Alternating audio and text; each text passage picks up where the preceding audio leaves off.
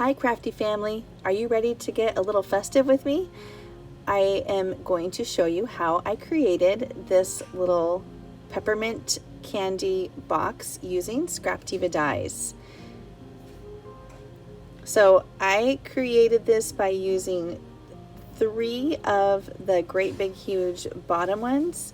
So 2 of them I cut out of cardstock just so they'd be nice and stiff, and then the pattern paper for the bottom layer, and then the top layer is going to be a shaker. I used these 3-tiered cake dies for the inside part to create the box. I just wanted to have a circular box that was as perfect as possible. I used the largest die for the circles, and I'm cutting off the teeth on one side because I'm not going to attach it to another circle. I want it to be able to slide out and not catch. So there doesn't need to be any teeth on here. Next up, I'm gluing the strips together. Now, if you think these look too long, it's because they are, and I'm going to trim those a little bit later after I start wrapping it around the circle.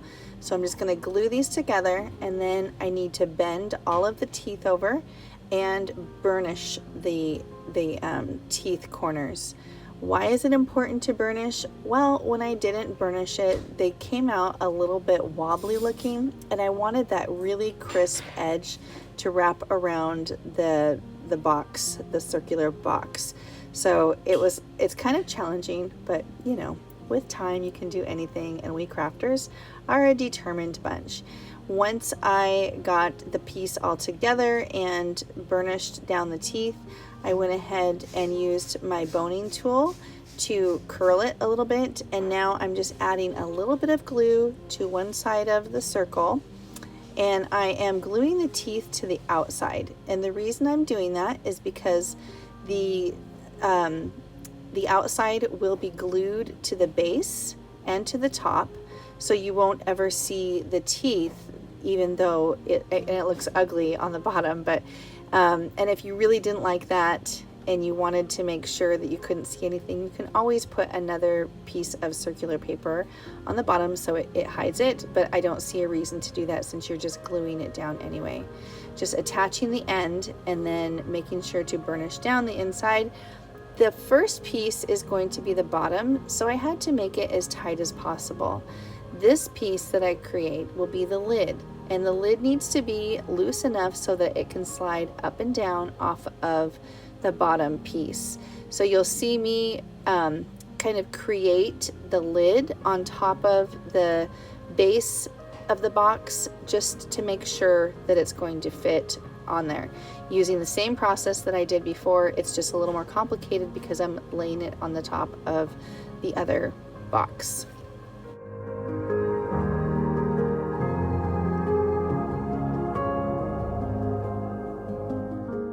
I'm just getting it going before I lay it over the top of the other box, and then I'm just going to make sure that it's going to fit on there. And of course it was warping just a little bit, and it didn't want to be staying up in a way that it made it easy for me to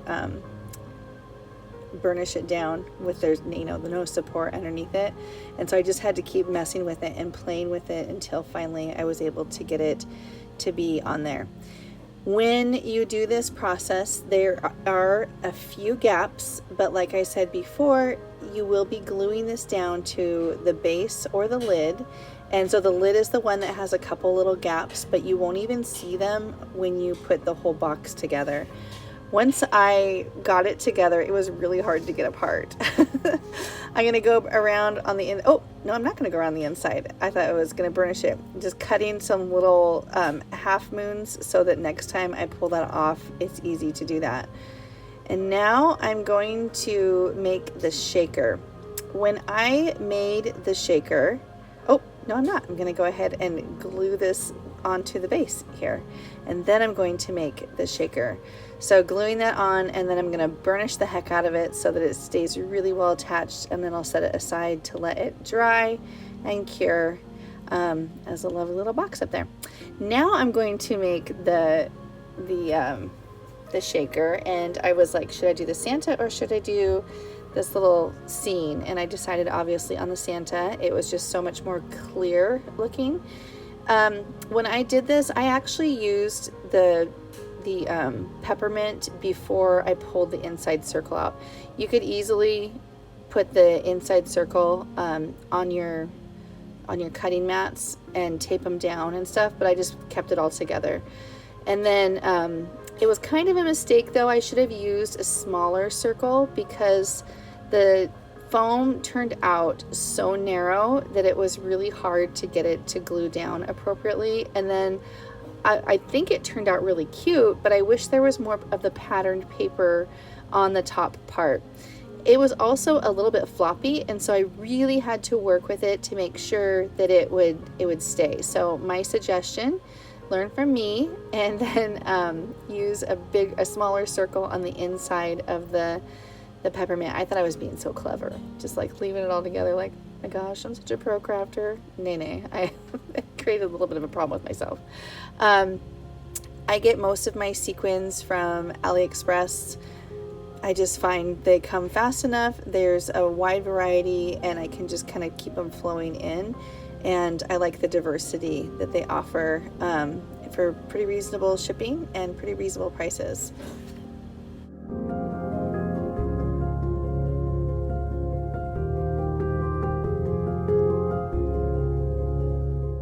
Have a big shaker like this, I like to mix it right in the project so that I know how much shaker mix to make. And as long as I know what colors I want, it usually turns out pretty good. Mixing it up, and you may have seen me add some glue around the inside edge to make sure that the foam was sticking down. And I also kind of like that because there's a couple sequins that always stick right around the edge, so that no matter how the shaker is resting, there will be some of the shaker mix all over inside of the shaker. And I just like the way that looks. I think it looks cute and festive. So it's one of those like happy accident kind of cool things that I ended up really enjoying when I do that. Gluing on the acetate, and once again, I just used the full size peppermint to get that. And then once again, really, because the foam is so narrow, I really had to play with it and make it stick. So you'll see me fidget with this forever. And that's okay. I don't mind. It turned out really cute in the end, so it all works out. And fortunately, you know, with crafting, there aren't, like, you can always stick something on top of it. Oh, you got like a funky part? Put a flower on it. These things cover up very easily, and we like all the layering, and it turns out cute, so no problem. No harm, no foul. And gluing on the last piece that's necessary to make the shaker all go together and make it look cute. So as soon as I shook it, some sequins came out, and so then I realized we are not ready for shaking. We need to do more burnishing. Around and around and around she goes.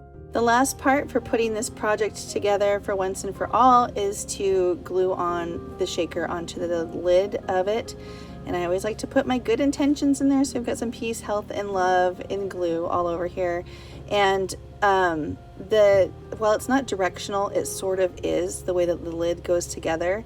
It just, you know, it'll be tight in some places if you twist it around and put it on backwards and stuff. So I am trying to match it up and put it appropriate. So you'll see me put it on and then turn it around because I think I had it on upside down.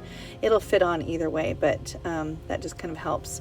So next up is just making it look all fancy with all the decorations. So this is super sped up, and because I thought, who wants to watch this go on and on forever, right? I'm always learning. Like, I tried so many things out on this before I finally landed on the design that stuck. And I always think it's so funny when you think you have a clear idea of what you're going to do, and then what you actually do comes out very different. So I do love the way that both of these came out. I think they turned out very sweet, and I think they're absolutely perfect for holding some decorated rosettes, some paper rosettes. I think they'll look so pretty in there, and a circular box will be absolutely perfect for that. So thank you for sticking around and watching me to create this, and if you have any questions, make sure to ask them. All of the products will be listed below. If you're wondering what paper collections I'm using, the one that I just made is called Mix and a Mingle. It is from Simple Stories, and then the other one is the Prima design called Candy Cane Lane, and both of them I've just been playing with a lot lately, and it's just been a lot of fun to get into some Christmas in October. So Merry Christmas in October. Not trying to be too Jack Skellington about it, but you know, it is what it is. So thanks for sticking around, and I hope to see you next time in another crafty video. Until then, keep crafting, my friends.